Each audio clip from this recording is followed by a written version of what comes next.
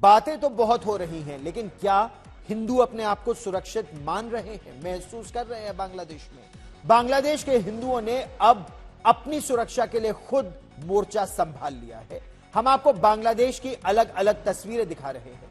एक तरफ हिंदुओं पर हमले के बाद पूरी दुनिया में, भारत समेत पूरे विश्व में हिंदू एकजुट हुए और खड़े हुए, और दूसरी तरफ प्रोफेसर मोहम्मद यूनुस हिंदुओं से मिलने ढाकेश्वरी मंदिर पहुंचे। दूसरी तस्वीर बीती शाम ढाका की है, जहां हिंदू समुदाय के लोग इकट्ठा हुए और उन्होंने बाकायदा एक कैंडल मार्च निकाला। इस मार्च में सैकड़ों हिंदू मौजूद थे। हिंदू समुदाय का यह मार्च शहीद बाजार क्षेत्र से निकला।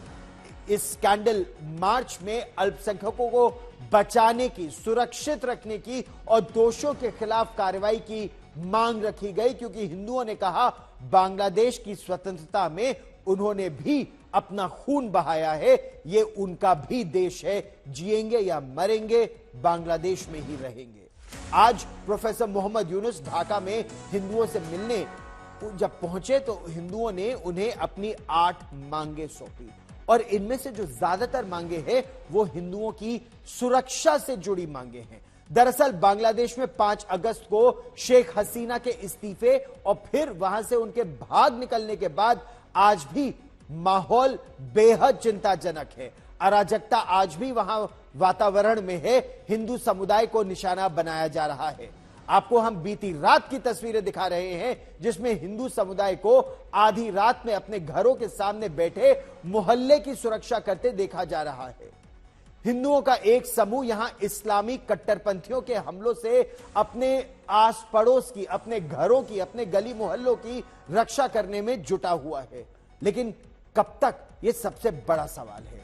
बांग्लादेश की अंतरिम सरकार के मुखिया मंदिर मंदिर तो घूम रहे हैं। दरअसल एक तरह से दुनिया को भी संदेश देने का प्रयास है कि बांग्लादेश में सभी की सुरक्षा की जिम्मेदारी उनकी है।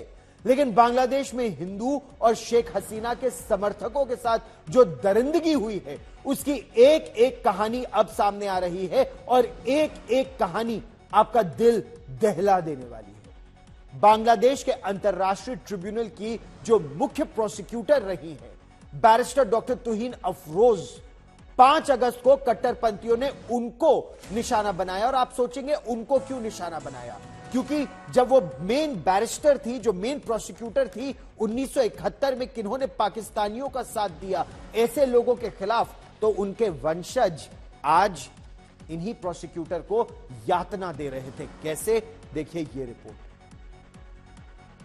जब 5 अगस्त को पूरे बांग्लादेश में एक्सट्रीमिस्ट ताकतें सड़क पर उत्पात मचा रही थीं, सुदूर गांव में हिंदुओं पर, अल्पसंख्यकों पर हमले हो रहे थे, ऐसे में उन्होंने बांग्लादेश में वॉर क्राइम में लोगों को सजा दिलाने वाले डॉक्टर तुहीन अफरोज को भी टारगेट किया, उनको भी निशाना बनाया।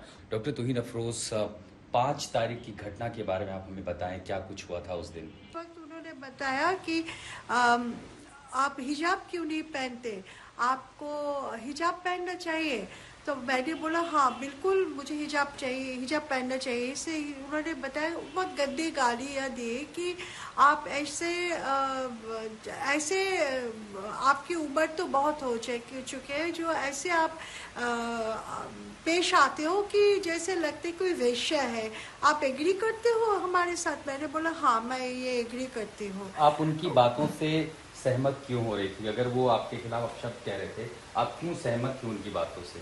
क्योंकि मुझे पता ही नहीं है कि मेरी बेटी तब जिंदा है कि नहीं, मेरे घर की क्या हालत है। मेरी ये बिल्डिंग में 2 हिंदू परिवार रहते हैं, अब उनको क्या हुआ? मैं यहाँ पे आमिर को दिखाई नहीं दे रहा है। अभी मैं उसके साथ अगर कुछ भी करूँ, कुछ भी बोलूँ, वो अगर मार सकते थे।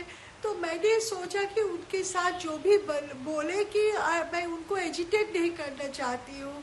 तो उसके बाद उन्होंने बाल काट दिया। इसी कैंची को, ये कैंची यहाँ रहते हैं, मेरी मेडिसिन जो है यहाँ पे मुझे काटना पड़ता है, तो कभी मैं ये कैंची यहाँ पे रहता है, तो इस कैंची से मेरे बालों को काटा। तो मैंने बोला बहुत अच्छा किया, अभी तो मुझे पहनना ही पहनना है हिजाब। फिर उसके बाद ये पेंसिल लिया, यहाँ पे पेंसिल रखती हूँ कि मैं बेटी को पढ़ाती हूँ तो वो अंडरलाइन करने के लिए ज़रूरत है। इससे हम मेरे पैर में दबा के बहुत दर्द दिया।